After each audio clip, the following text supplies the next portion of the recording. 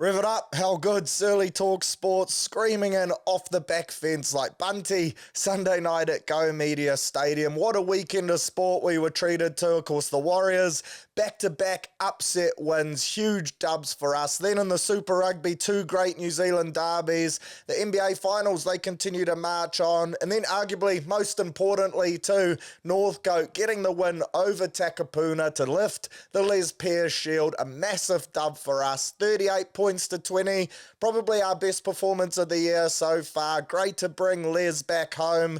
Certainly celebrated that one in a major way too. Ended up going out to Elephant Wrestler in Takapuna, taking the shield with us. We're doing shieldsies all night, where you pour your booze into your mouth off the shield. Actually harder than you think too. The shield has quite a nice little face for it. You think it'll be quite simple, but a couple obstacles there meant for tough drinking, but still fizz levels were high, so got around that. Great dub for the lads. Defend it this week for the first time up against Kumu, then rolling into a court session off the back of that. So back-to-back big steam-ups for the Coat boys. But how good is club footy? A massive result for us there. Shout out to the TAB, of course, as always, the naming sponsor for the Surly Talk Sports podcast. Really appreciate their support. So if you enjoy all the content I'm pumping out, then get around the TAB if you are having a flutter. Download their app or head along to the website www.tab.co.nz to get yourself in the mixer. Some great new options on that app which has just come out. She's refreshed, reinvigorated, one of which, the NRL try scorer bingo. I believe it's hit in back-to-back weeks now. Shit, is it good fun to ride home. Basically, there's an option on the app before the Thursday night game kicks off where you can bet on every jumper 1 to 13 to cross the chalk for a meaty in the round. Good fun. You get to ride home your wingers, your centres, your props, your halfbacks, all dotting down. $6.50 it's been paying back-to-back weeks, and it's saluted both times. So get on board that if you're looking for a nice little novelty bet in your NRL, but plenty of punting options there to sink the teeth into. Right, another huge pod this week. As always, you got your NRL review, State of Origin teams' names, so we'll tuck into those. Super Rugby, she's the final round. NBA playoffs, the big dance just around the corner. UFC 303 as well. How good? So without further ado, let's get into it and rip in. NRL round 12, some big results from last week too. A bit of a week of the upsets with plenty of underdogs saluting for us on the punt at pretty juicy odds too. Shout out to the Panthers, they pumped the Sharks 42-0 off the back of a disappointing loss for them to the best team in the comp the week before at Magic Round. And of course the mighty Wars, but the Panthers, they flexed their muscle. People were starting to come for them. Everyone was saying Sharks, top of the table, they're the real deal. Well, Ivan, he clearly shoved a rocket up the boys. They were fired up. To keep the Sharks to 0 at home is a pretty impressive performance. Jerome Luai really put his hand up, and I think he cemented his origin spot in the halves. He was outstanding, as was Dylan Edwards, the ghost. He probably booked his ticket from that performance too. Fisher Harris, Moses Leota, both of them massive through the middle and dominating the Sharks pack. And off the back of that, they also signed Isaiah Papali'i from the Tigers for next year, which I think is a massive signature. Of course, they would have been disappointed to have missed out on David Fafita the week before, but in ice, they get a great option. He's still only 25 years old, which is pretty crazy. Clearly, they were in the market for a second row, and they've got a good one there. Would have loved to have seen Ice come back to the Warriors, but in all fairness, we're pretty stacked for young second rowers, so I can understand, and the lure of being a part of that Penrith system would be massive. I'll be interested to see if they change him into a middle. Lots of talk that they're looking at moving Liam Martin to the middle for next year, so maybe Ice just slots straight in on that edge. But I'm excited to see what Ivan, Nathan, and that Penrith system can do with Papali'i. A great grab for them. Back to this game though. Unfortunate for the Sharks, losing Nico Hines to a baby cow strain. The old calf couldn't go the distance. Apparently he's going to be good for Origin, but he was a massive loss for them. To be fair though, the game was already done and dusted. The first 10 minutes, Penrith hissing a roar,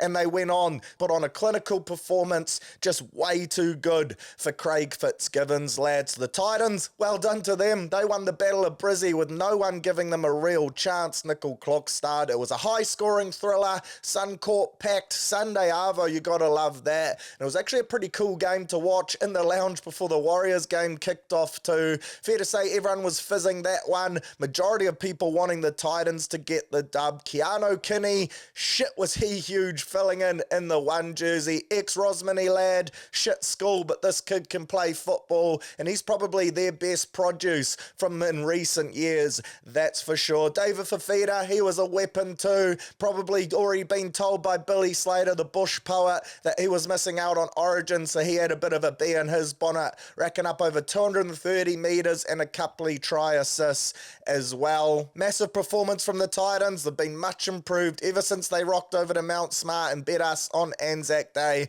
so well done to them. You love seeing little brother get one up over big brother. And then the third and most significant win of the round has to, of course, go to our lads, the mighty One New Zealand Warriors. Back-to-back massive dubs, backs against the wall, and we stand tall. 24 points to 20, 2 wins over top 4 sides, when you could say we're rolling out the C team, which is pretty disrespectful in terms of that chat, and I don't really buy it because there's still quality footballers out on the paddock, but we're missing 11 of our biggest names, and the adversity that this team had to overcome with late changes on game day too is pretty unreal. Of course, we had the AFB news on Thursday, and just quickly to touch on that, everything that the club has released is exactly what has happened. So many people sniffing around in my DMs asking if there's a bit more to it. If AFB has asked for an early release, if he's over in Sydney, if he's going to the Sharkies, none of that is true. Can confirm he trained with the lads on Friday. He was at Mount Smart on game day in the gym and doing some extras, and he's ready to go again. Pretty gutted with himself and looking forward to redeeming himself with a massive performance against the Cowboys. So that just is what it is. Glad Webby stuck to his guns though, really set the tone. If you're willing to stand down the player who's probably been our best so far this year, then it really does set the tone to everyone. If you don't adhere to the team standards, if you don't abide by the culture, then Webby's not afraid to put you on ice for that week. Then on game day, chaos. Obviously, Rocco Berry ruled out. I touched in last week's pod. I didn't really think he was a genuine chance. He was still rocking a bit of a cast, so he was ruled out.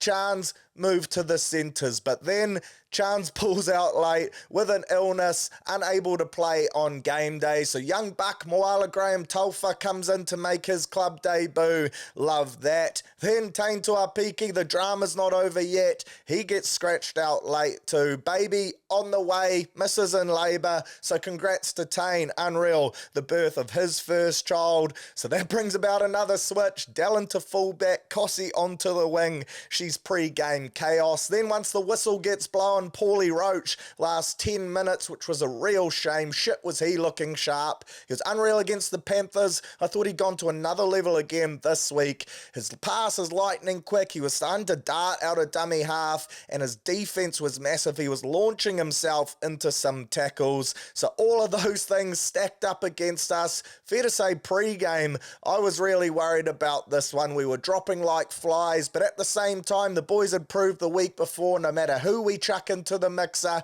we've got the depth. I've said before, Mariana Trench, deepest squad in the NRL. We also just showed as well, we're not afraid to bring some cup lads into our first grade system, and they will not let us down. Pretty crazy scenes around how guys found out they were going to be playing. Dallin, he got a call from Webby during church on his Sunday morning. Actually missed the first call from Webby, and he said he started to panic, started to question whether it was a 2 o'clock kickoff and he was late for the game. The bloke was in all sorts. Rung Webby back. Webby didn't answer. That sent him even more panic. But then Webby buzzed him back, said, Dal, mate, everything's fine, but you are playing fullback. To which Dallin just said, all right, let's do this. Apparently, Webby even said to Maite Martin, text him during the day and said, mate, what's going on? I'm seeing all these rumours. Are these true? Who's partnering me in the halves? So pretty crazy scenes. And the way that guys stepped in, Chanel Harris-Tavita, he was being moved all over the shop. He comes into 6 and puts on a clinic.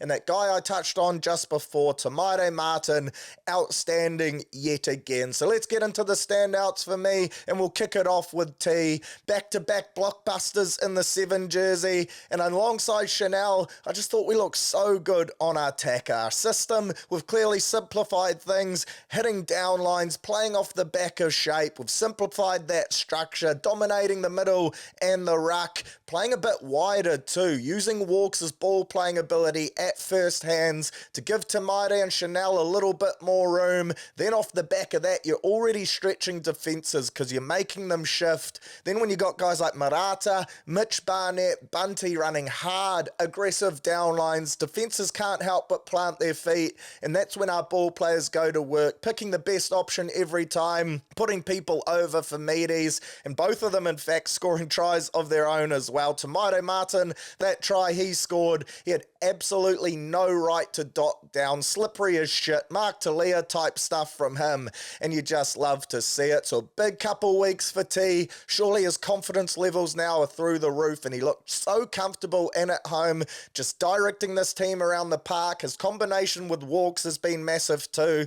Clearly they're tight off the field, on the field, just leading us around the paddock, which you love to see. Mitchy Barnett, holy shit, what a player he has been this year and last year, to be fair, and he's actually my better bear best performance of the week. 74 minutes, over 183 run meters, a line break, 4 tackle breaks, 24 tackles, 70 plus PCMs. What an absolute weapon. Standing captain for the day too, set the tone with his aggression and his tireless work rate. He's been outstanding this year, probably our best player so far. He's early doors front runner for our MVP. Then post-game, we got to witness his Origin squad announcement via social media, which was bloody cool to see too. Seeing the lads fizzing up for him, all the boys celebrating that he'd made that New South Wales squad. That is just great scenes, and you often hear that phrase, built for Origin, which I think Mitch is down to the exact letter. He's perfect for it. Physical, aggressive, versatile, has a big motor on him,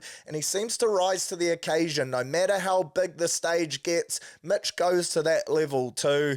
I'd love to see him come in late, bit of a switch up there, maybe for a Hudson Young, get him into the 17 match. He won't let you down. I loved as well, asked on his way into Origin camp, the Aussie media, they said, Barney, what's your favourite Origin moment in history? Straight away, he referenced the Paul Gallen left, right, good night on Nate Miles. That's a bloke that's ready to throw hands and give it his all for his state. So get up, the mighty Mitch Barnett. Then shout out to Dell. I thought he was outstanding too. Fullback Dell in that mullet just blowing in the Mount Smart breeze. 205 run meters, a try, 5 tackle breaks, 0 handbrakes on his kick returns as well. The way he carries the ball back was giving me massive Carmichael Hunt vibes. He's just so fearless, starts our sets with so much momentum. I touch on it most weeks, but it can't be underappreciated. It's become the norm for us. All of our outsides do it, to be fair. Mars, he runs hard as shit as well, but what a shift from Dallin. Looks like he's been a one for a very long time, and when you think about it,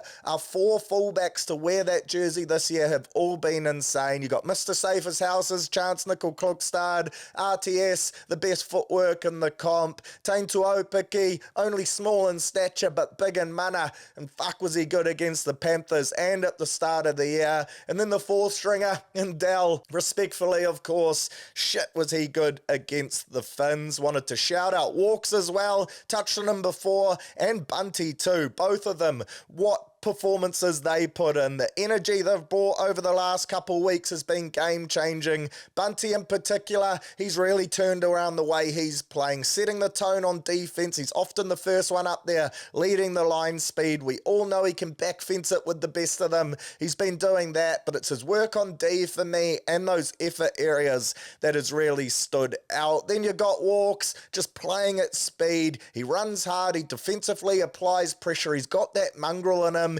He's deceptively powerful as well. Like Monty said on one take, he's got a big ass, big glutes, and that's where all that power come from. His ball playing is elite. He can get through 80 minutes of work. He's tough as shit. For me, these two have really helped set the tone, and when we're down troops like Addin and Tohu, these guys standing up to take some of that workload off the other guys' chests has just been massive, which you love to see. Marata Neokore, Hakuna Marata, shit is it good to have him back. When he's on the Rimu, the wires are on, and the world is a better place. He was huge, brings us that real punch off the bench, especially when he's running on an edge. He's a big body, an aggressive ball runner, hits hard, scored himself a meaty too, which was really nice. Never loses the collision area. So good to have him back. Rough stint of injuries, fingers crossed he can just keep showing up and get himself out on the paddock, because fuck, does he add another dimension to our forward pack. Shout out to Jacko Ford as well. I think he knocked out almost 50 tackles yet again. Bloke's an absolute workhorse. He's been playing a bit more closer to the middle as well, which I've liked from Jacko. Man, he's just always at least an 8 out of 10, which you love to see. Then in the backs, wanted to give a shout out as well to the young fella Moala Graham Tofa, who was on club debut, Warrior number 288. He had his NRL debut a couple years back now, I think, for the Roosters, but now he gets to wear that Warriors jersey, which is the one that he really wanted. I thought he had a great night. Another young centre who looks more than ready to be a regular first grader. Shit, does the club have depth in the outside back. Some real young guns too. Rocco, Roger, Ali Lautoa, Adam Pompey, who again was outstanding. 4 from 4 off the tee. Great on attack, solid as shit on defense. Then you got Moala in the mixer. Man, talk about next man up mentality. The outside backs, we have them for days. Some of the deadliest centres going round, and it was cool to see Graham Tofa take this opportunity with both hands. Then I wanted to touch on the crowd. How good was that on Sunday night? I was a little worried heading in on the drive into Go Media, to be fair. It's not often we get a 6 p.m. kickoff on a Sunday. She's finished about 8 o'clock on a school night. The weather was pretty atrocious. She was wet, she was windy, off and on. I did wonder if a lot of the fans, especially in that south stand where she is GA, if people would front up and if it would in fact be a genuine sellout. Well, I shouldn't have worried. The faithful, shit, did they come through in a big way. And this for me was a genuine rugby league crowd. When we were in the arm wrestle, you could hear a pin drop, but as soon as we got a 6 more, or we made a dominant tackle driving the Dolphins back towards their try line, the whole place would just erupt. The defense, the Warriors chants going up at the perfect times. I think this was my favorite atmosphere from the club so far this year. Add to that Indigenous round. I thought the performances before the game and at halftime really set the tone. You just got this sense of occasion, that underdog mentality carried through into the crowd too. They were riding every play, every time this team delivered something big.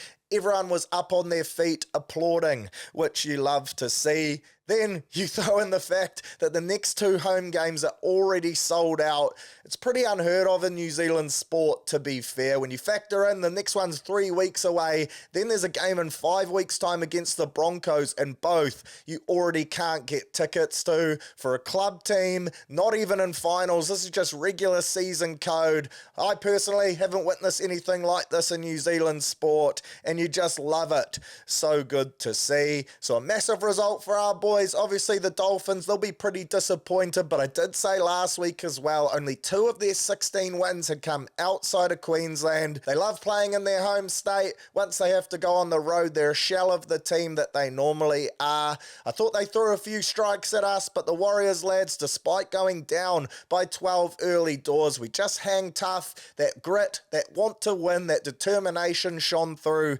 and we got the dub. 4-point win. Of course, we've got the bye this week, so that makes it 6 points in the last 3 weeks that we've racked up. And surprisingly, when you look at this time last year, the Warriors were actually 6-6 at this exact round 12 mark. Then we went on a 10 from 12 game streak in order to book ourselves a ticket to the top 4 home finals and then bowing out in the prelim. Compare that to this year, extremely similar. We're 5 and 6 with the 1 draw as well. So I think that narrative of all doom and gloom, the Warriors are no chance, pretenders not contenders, those of little faith, they were chucking that shit out there left, right and centre. Those that hung tough, we knew this was going to happen all along. Up the mighty Wales, and fingers crossed, post the bye, we get some big names back, some bodies. The lads will still be carrying that confidence from the last fortnight. We kick on 10 from 12 again like we did last year. Would be bloody nice. I have no doubt we'll well and truly be in the top 8 come finals time. Top 4, you bet your bottom dollar I'm still sniffing for that. And if we pick up the next couple wins, we could go as high as 5th in the space of 2 weeks, which is pretty crazy scenes. And how good would that be? Moving on to State of Origin, and of course this week Warriors have a bye as a result of the State of O next Wednesday. She's a compressed NRL round, but in a way you can take that as a bit of a compromise because we get dished up the old Queensland versus New South Wales. Interesting teams named and some good talking points from both sides, to be fair. For me, of course, I'm a mighty Blues fan, love myself some Sky Blue. Madge, his first year at the helm, and I was really interesting to see the type of side that he would roll out. The narrative up until team naming was that Madge was going to go tough. He was going to name hard workers, blokes that are just going to rip in for the full 80. And to be fair to him, that's exactly what he's done. And it's what he's done over the last few years with the Kiwis side too. And you see a bit of a correlation here between these two teams. He's used that Kiwis blueprint. He's gone for size and aggression, really laying down his intentions. A huge forward pack and a big bench to try and target dominating the middle like Fisher Harris, Leota, Griffin Neem, Leo Thompson do for the Kiwis. Then he's gone with strong ball running outside backs to kickstart sets with momentum, and Brian To'o, Joseph Suali'i and Zaki Lomax. Then a hard-working 9, a toiler, someone that will go the full 80, probably doesn't have the attacking upside as others, but you know what you're going to get. Think last year, Kieran Foran, you know that bloke's going to leave everything out there, even though he's not a 9 by trade. Well, now he's gone with Reece Robson, lots of similarities there, and then a meter-eating fullback just to round things out. Chance Nickel-Klokstad for the Kiwis, then you got Dylan Edwards, the ghost, at the back for New South Wales. This is that Kiwis blueprint that bet Aussie to a T, and I'm hoping it plays out the same for the mighty Blues. So, going through the team in the 1 jersey for the Blues, and it is our year, 3-0 baby, get the brooms out. We have Dylan Edwards getting the nod over previous skipper James Tedesco. People pretty split on this one, to be fair. I think it's a win-win whichever way you go. Teddy, he's been playing amazing, but I think Edwards now has been knocking at the door for so long that you just got to give him this opportunity, and he's a Madge-type player down to the T. Then on the wing, Brian To'o, and he'll be joined by Stephen Crichton, his old mate from Penrith, forming a nice little combination there. No surprises, both of those two well and truly deserve it, and I'm sure they were on everyone's team sheet. Then it gets interesting on the other edge. Joseph Suali'i and Zaki Lomax named on the wing. I personally wouldn't be surprised if we see these two swap. I think Suali'i's a better winger and Lomax is a better centre, although he's been going great guns for the Dragons on the Sting this year. Personally, I'd like to see Suali'i on the wing purely just for his yardage carries. I think that's where he does his best work. A big body. Both of these guys are tall as shit, and they're going to be great kick targets for us at the end of sets too. Jerome Luai, he wins the battle over Burden. His last 2 weeks have been huge, so he wears the 6 jersey. I love seeing him back on that edge as well. He'll partner up with Luai and Critter, and then you got Spencer Leniu on the bench too. So that's that old Penrith quad. The lads, they're all so tight. Boys from Western Sydney, so cool to see them all back on the big stage together. And I think Jerome, he's going to put in a massive shift in some great form. In the 7 jersey, Hot Boy Hines, the poor man's Heath Ledger, young Nico, overcome a calf injury, or it sounds like he's going to overcome it anyway. All the chat is that he's going to be good to go. If not, Birdo in the 18, you chuck him into the 6, Luai to the 7, and either way you got yourself a pretty nice little combination. But Hines, he's well and truly the guy to go to for me here. If Moses was back 2 or 3 weeks ago, then he might have played his way in. Of course, Cleary, he's out with that hamstring niggle. So Nico, next man up, bloody good footballer. I think he's leading the Dally M's, or he's second behind Dylan Edwards at the moment. So the fact we've got the top 2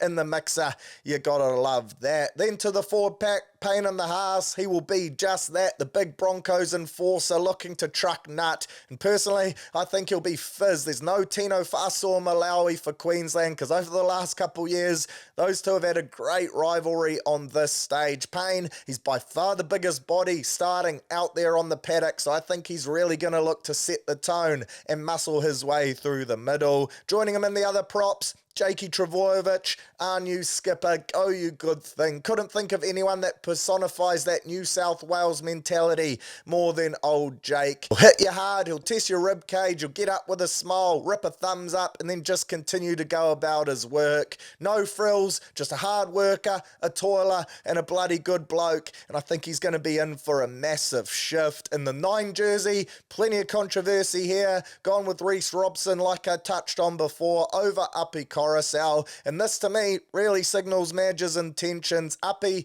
he's that creative 9, that ball player, playmaker, a crafty operator, whereas Robson, he's a hard worker, tackles his nuts off, can go the 80, got a bigger engine, and you just know what you're going to get from him every time. He's got lightning quick service, but he's way less of a ball player and a runner than what Uppy is. To me, this screams hit them hard, work hard on D, give Nico early ball, let him ball play. Uppy, I think in a way his creativity, his ball playing prowess has really come to hurt him, because it just doesn't quite suit Madge's template that he's going for here. Then in the second row, Liam Martin, Angus Crichton, both of those two pick themselves. And then in the 13 jersey, and this has been rumoured for a long time, Cammy McInnes makes his origin debut, Isaiah Yeo shifting onto the Remu, and for me, McInnes, he's made for this. Old tackles McGee, he'll rack up 50 of the best throughout the 80 minutes with 1 to 2 misses max. Donate a few more teeth, he's already got fuck all of them. One of the great smiles post-game. He'll put his head in all the dark places and he'll still come out grinning. He's got a good connection with Nico Hines as well. We talk about our spine as being the 1, 6, 7, 9. I think you can chuck the 13 in there now too, so those two playing together at Clubland is a massive tick for me. Then on the bench, like I touched on, Isaiah Yeo, wouldn't be surprised to see him come on, but play a bit more in the middle as another propping option. Then you got Big Hamole, Olakawatu, which I love to see, Spencer Leniu and Hudson Young, with Burton, Cleary and Barnett on that extended bench. Would love to see Barney come in for Hudson, so fingers crossed that happens. But other than that, I actually really like this side the more that I think about it. Imagine being tired 20 minutes in, Payne Haas has been pumping you, Jake Travojevic has been snapping you left, right and centre. Then you look up and Holy Hamole and Big Spencer run on. No thank you, fuck that for fun. So really excited to see what Madge can cook up with this team. He'll have them fired up, he'll have them aggressive and ready to go.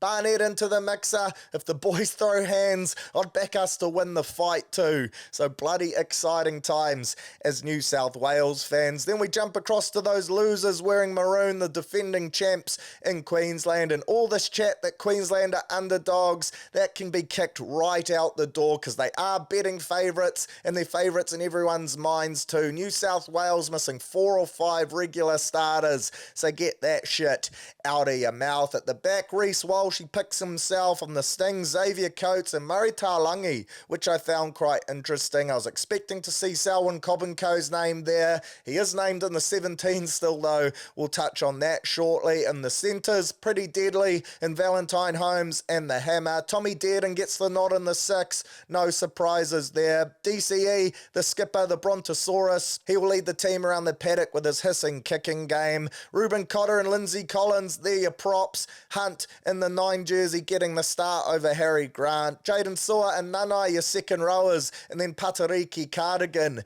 in the 13. Grant, Moe Fots, Jermaine Hopgood on debut, and Cobbo round out your bench with Kalfusi, Piakura, and Wham Bam, thank you ma'am, all on the extended. The biggest talking points for me, no Chicken Fajita and David Fafita. Pretty crazy, and as a New South Wales fan, personally, I was stoked to see him there. I believe Sua and Nanai both deserved to start, but I would have had David Fafita on the bench for sure, which leads me to the selection of Selwyn Cobbo, which I found really interesting. And listening to Billy Slater talk, he mentioned in the press conference that in 6 of the last 8 games, they've lost an outside back early doors to an injury or an HIA. So he's contingency planning there, chucking Cobbo in on the bench. And at the same time, if there isn't an injury, he also believes Cobbo can play elsewhere. I found those comments really interesting, sacrificing a middle like a Kafusi or someone like a Fafita who could come on and truck nut and add a bit of size. When you look at this Queensland pack, they are pretty small in all honesty. Cotter and Collins. Collins is a big boy. Cotter, massive engine, no fear in him, but he's not the most imposing character. Down the likes of Tino and co, I really do think New South Wales will be licking their lips at the size mismatch here in the middle of the park, and that plays even more into Madge's selections. So exciting times there. Really excited for this game. Obviously next Wednesday it goes down. New South Wales are underdogs. We're going to pull off the ambush. We win this game at home in a tight one, and we really set the series alight. It's going to be a bash fest up the guts. The New South Wales Alphas are going to have a field day against this undersized pack. Maroons fans, get a dog up ya. Bring on next Wednesday. I'm actually going to be watching the game at Shapiro's here in Auckland, so if you're keen, it is a late kickoff, 10 p.m. on a school night, but there'll be a bit of an event going down there. Got a giveaway coming where you can win a bar tab and some TAB vetting vouchers, so stay tuned for that. But bring on next Wednesday. While it sucks there's no Warriors game to look forward to this week, while we're riding that wave of momentum, State of Origin footy gets dished up to us on a platter. Can't complain about that. Blues win in a close game. How fucking good. Super Rugby in the regular season, she's almost having the curtain drawn. We get into the final round this week before finals footy. But before that, better touch on last week's results, because as I alluded to in the intro, shit were there 2 good Kiwi derby games. The first one, that Chiefs game, right down to the wire with the Canes pulling off the dub by a bee's dick. This game had it all for me. Despite a yellow card turned into a red early doors, the Canes, they really dominated that first 40, took it to the Chiefs side on their home paddock. Then post Oranges, Chiefs strike straight away, flipped the momentum, and I thought they dominated the second half, which had us set up for a grandstand finish to one of the great games. Unfortunately, a tough call right on the bell from referee Paul Williams really came back to hurt the Chiefs and also leave a sour taste in the mouth. I'm not sure what more Luke Jacobson could do. Put on a dominant shot, then got pinned in the ruck, craftily as well by those Hurricanes defenders. You could clearly see he was doing everything he could to get out of there and roll away. His legs were flying around out the back like he was having a full-on fit. But apparently Williams wasn't happy with his effort. Not only did he blow the penalty, but then he approached Jacobson after that to tell him he needs to see more of an effort made from him. Maybe he was suffering from delayed concussion after he got flattened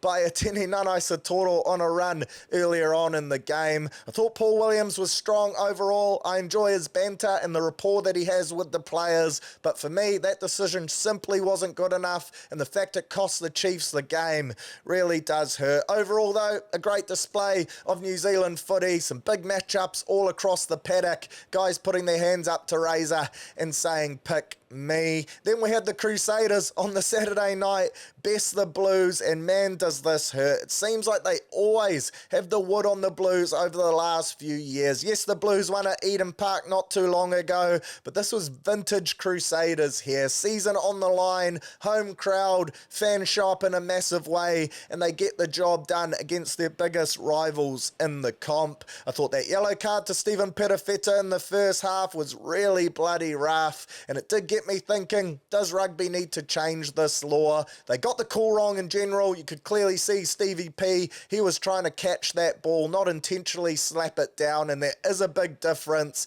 At the same time though, even if it was intentional, we see codes like Rugby League and Touch where it's just a penalty or a set restart, you go again. As the thunder continues to be dished up here in Auckland, if you can hear that weather in the background, then apologies, it's absolutely shit in the bed outside at the moment. But I do think rugby could have a genuine look at this law and see if it's time to change it. Keen to hear your guys' thoughts. Should a knockdown be a penalty and a sin bin like it is at the moment, professional foul? Would you like to see it just be a penalty or even just a scrum and we go from there? Because while the Crusaders didn't exactly score in that period and dominate, being down to 14 men for a stretch of a game at any time, the fatigue factor it has on the back end for that team is massive. Your workload goes up and you pay the price towards the end, and I think it really did hurt the Blues. Well done to the Crusaders though, a big performance from them, finally getting back to almost full strength, and you could see them flex their talent. I thought Cody Taylor was outstanding yet again. Christian Leowili and that whole loose forward trio was great, and then the impact of big Tamaiti Williams off the Rimu was second to none for the Blues. I thought Paddy Tuipulotu was outstanding, put himself in another captain's knock, and he's really putting his hand up to Razor to say, start me in the vacant locking jersey. Now Retallick and Whitelock have gone. There's going to be a bit of a change of the guard there. Who partners Scotty Barrett? I think Patrick has said, I'm your guy, so look no further. Outside of that, results probably went as expected. Shout out to the Landers putting on a clinic at home against the Fijian Drua. I thought the Landers would be too strong at the Sistema lunchbox, but I didn't see the old 38-3 drubbing coming, so good stuff from them. Jonah Nariki, let's get freaky. Shit is here weapon on the wing. Unfortunately, he just can't seem to stay healthy, but whenever he is able to lace up the boots, he is always one of the great attacking weapons. Brumbies pumped the Rebels to continue their nice little streak. Reds absolutely dominated the Force to end their winning streak, and then Moana won the battle for the wooden spoon to ensure that they don't have that in their trophy cabinet. 27 points to 12, they bet the Tars at Go Media. The first time in their history they won't finish last, so shout out to them. And if you remember pre-season predictions, when I did my futures betting at the TAB, I had the Tars to win the spoon after they'd drawn with a club footy side in New South Wales and lost to someone else pretty shit the week before. $6.50 that was paying, so I've banked that in my TAB account. Nothing bloody better than when a futures bet salutes. But now we move on to round 15, the final round before finals time, and shit, is there some narratives to unravel this week. So much to play for still for many teams. You got the teams on the fringe fighting to get into the 8. There's a handful of those, and then you've also got the teams at the top of the ladder jockeying for positions, home semi-finals.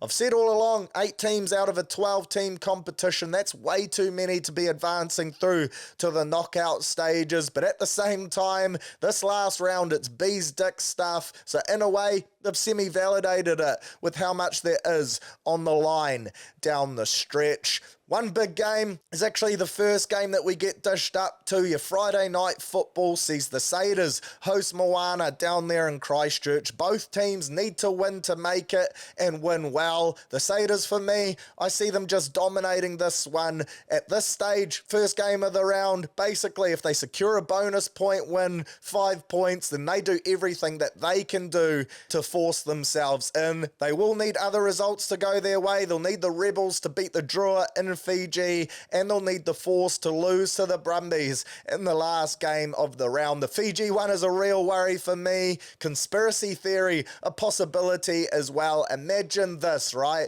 The Brumbies and the Crusaders, they have a rivalry dating right back to the start of Super Rugby. Your Gregans versus Marshalls, your Murdens versus Larkham days. Say the Crusaders win, the Drua win, and then it all comes down to the Brumbies versus Force, with the Force needing to beat the Brumbies to knock the Crusaders out and book a ticket to the finals themselves. Would the Brumbies throw the game to ensure that the Force make it and the Crusaders don't? Plus, if the Blues and the Canes have both already won by then, the Brumbies will have nothing to play for, so the stage could be set, tinfoil hat stuff, and it is a real stretch, but something to keep an eye on if it does come down to that. I wouldn't put it past the cheating Aussies. But back to the Crusaders though, I think they unleash here. Unfortunate for Moana, who overall this year have been much improved. They bet the teams that they should have, the ones that are close to them on the ladder, and they've been pretty admirable and honourable in their games up against fellow Kiwi sides as well. However, this is where that ends.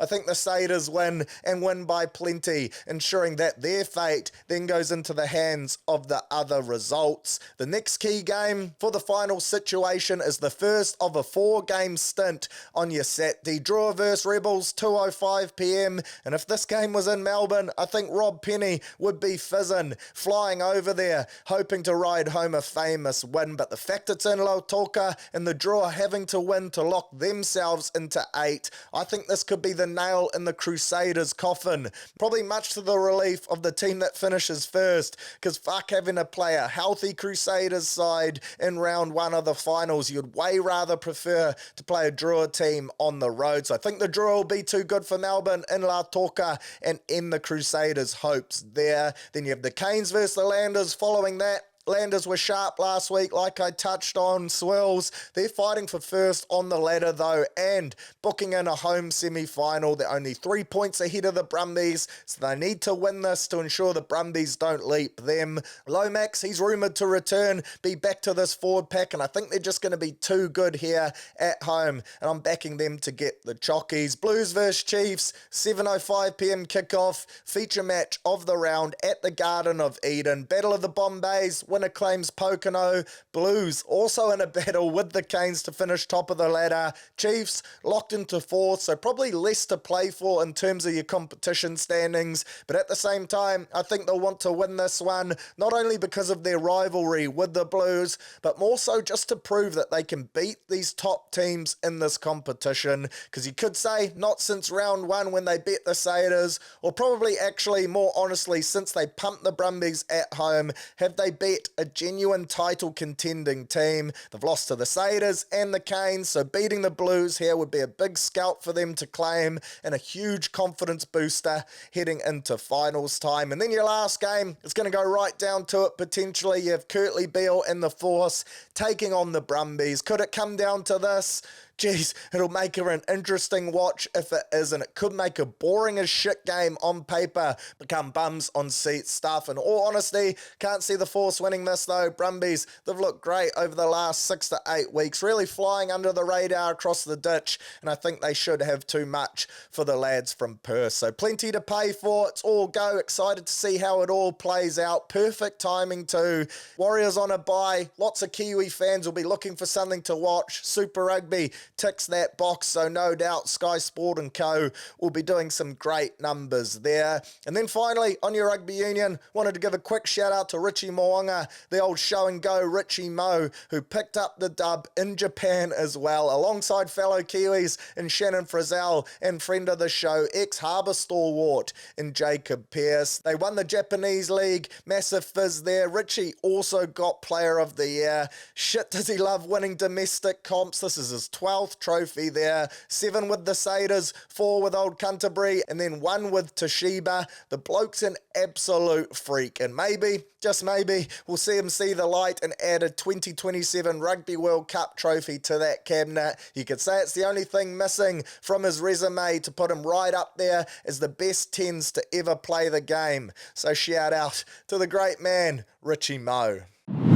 Weekly wrap, and we'll kick things off with the NBA. The Celtics, they pulled off the 4-0 sweep over the Pacers to advance. Sounds one-sided. The last 2 games in particular went right down to the wire, so it wasn't exactly all plain sailing for the number 1 team in the East. In the end, they're just way too good, though. They've been too good all year round, to be fair. The injury to Halliburton in games 3 and 4 kind of signalled the end of the series. The Pacers, though, they didn't roll over, and the Celtics had to make some big shots shots down the stretch. That game winner from Jaylen Brown in particular in Game 3 was right up there. But on they advance, too many weapons in the duffel. That duo of JT and JB getting the job done, booking them a ticket into the NBA Finals. So excited to see how that plays out. Then over in the other series, Game 4 of that is actually going down as I record, with the T-Wolves currently up by 8 against the Dallas Mavericks. The Mavs, shit, has this been interesting to watch. They've been having their way with Minnesota, to be fair.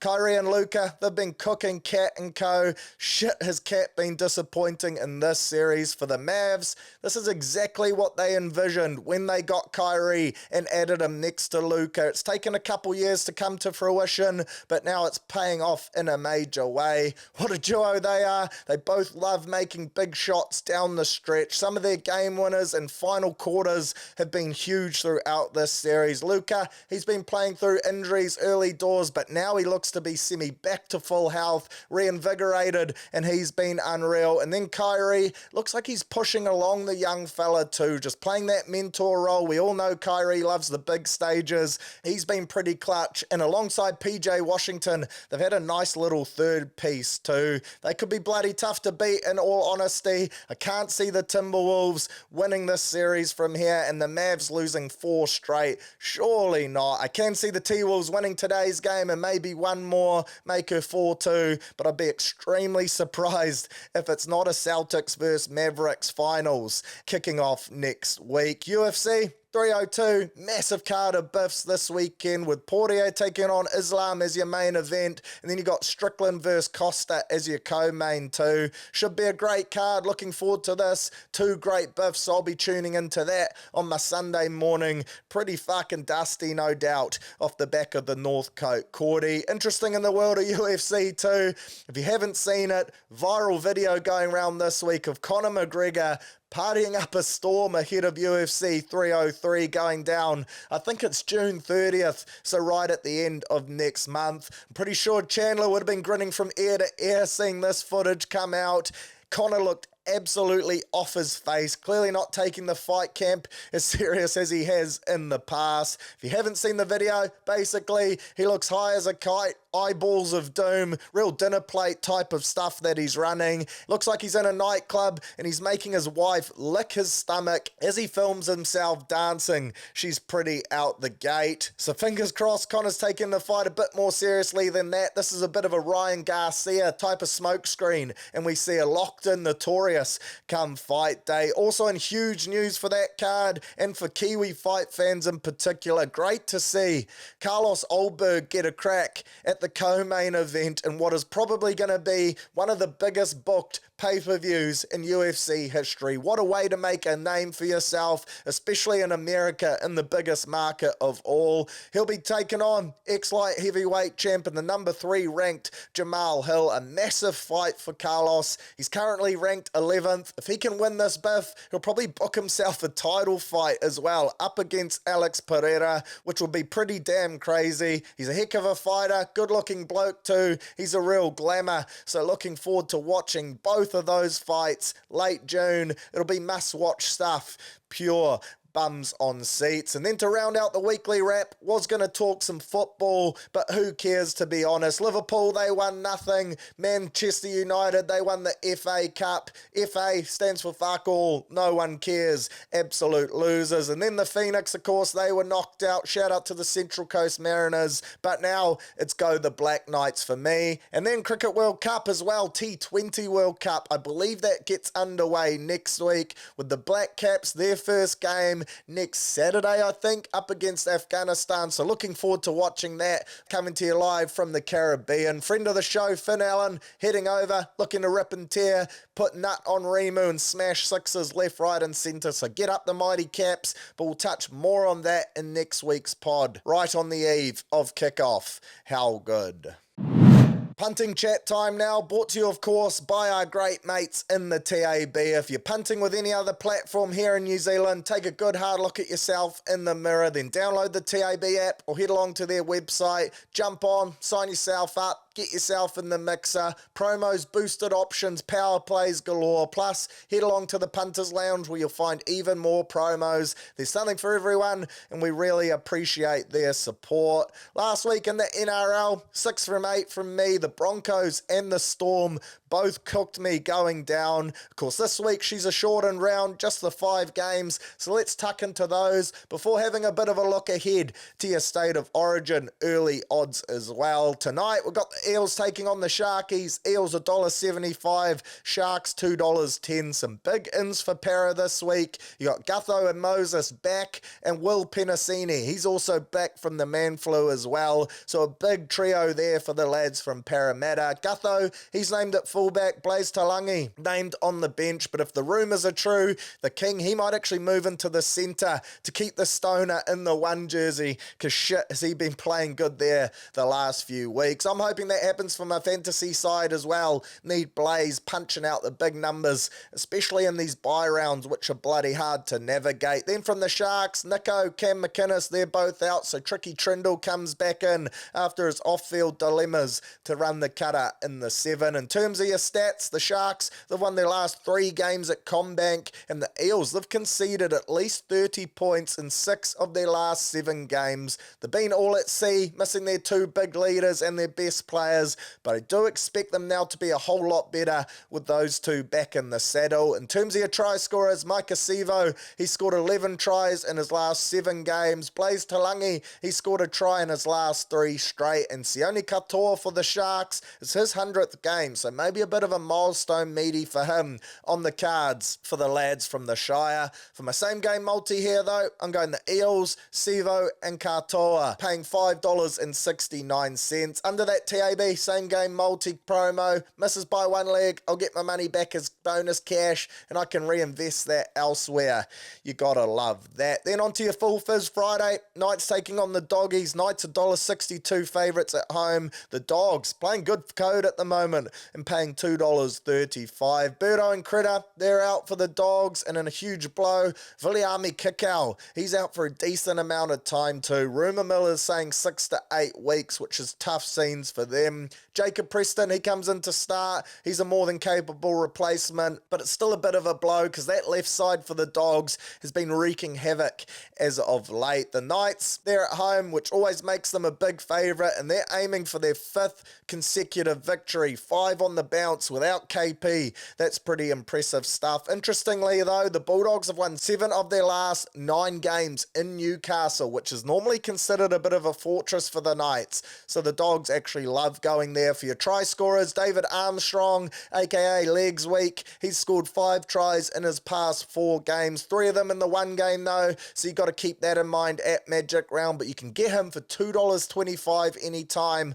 which I think is a decent bet. Greg Marju, he scored 16 tries in his last 15 games at home too. For me, I'm going Knights into Armstrong for this one. Doggies just with too many quality outs, so I think the home side will get the dub here. Super Saturday sees the Panthers take on the Dargons at home. Panthers $1.35, Dargons $3.30. She's changes galore for both sides. Penrith, they're missing 5 due to Origin. Dragons, they're missing their best 3. J. Cole and Schneider running the cutter for the Panthers.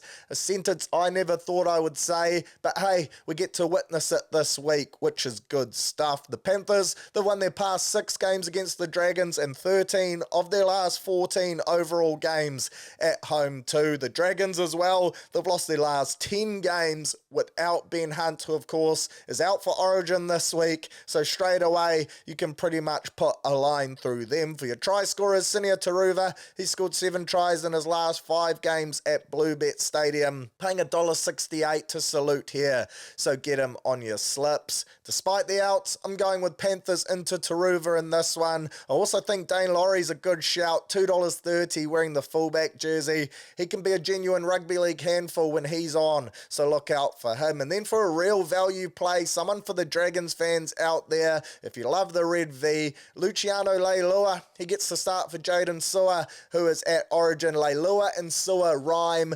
$5 for a rhyme bet, 2 second rowers. Jump on board that. big Luch to cross for some value. Then you got the Finns versus the Raiders, second of your Saturday double header with the Redcliffe home side paying $1.60 favourites. The Raiders, Ricky Stewart's boys, paying $2.35. Fizz to see Fuller back in the one for the Hammer, and the Dolphins, they've also won 3 of their last 4 games at KO Stadium and 6 of their last 8 in Queensland. The Raiders fullback Jordan Rapana, he scored 4 tries in his last 3 games on Queensland soil.